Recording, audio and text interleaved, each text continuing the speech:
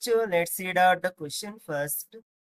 The displacement time graph for two moving particles makes an angle of 30 degree and 45 degree with the x-axis as shown in the figure. The ratio of their respective velocity is. So यहाँ पर हमें simply displacement versus time graph दे रखी है for to moving particle जो कि बना रहे हैं 30 डिग्री एंड 45 डिग्री का angle with respect to x axis.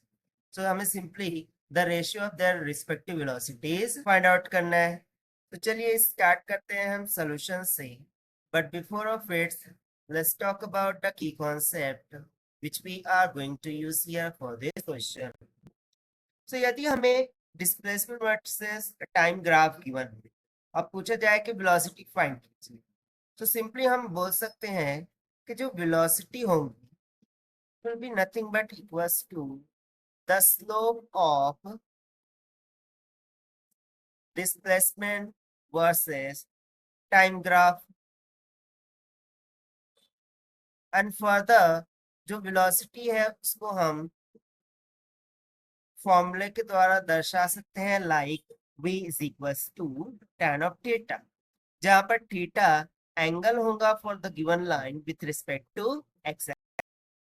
So according to question, यदि हम बात करें for the first particle, for the particle 1, जो एंगल मेड कर रहा है with respect to x axis वो कितना है 45 डिग्री के equal.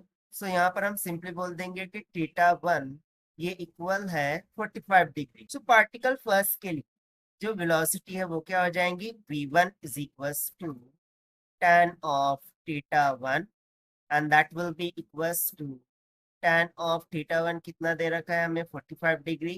so this will comes out equals to tan of theta means tan 45, ये 1 की इक्वल होता है।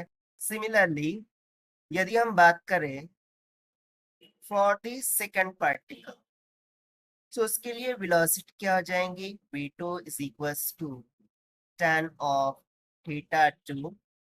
Now according to question, second particle x axis के साथ कितने एंगल का डिग्री बना रहा है 30 डिग्री एंगल बना रहा है। That means theta 2 is equals to 30 degree.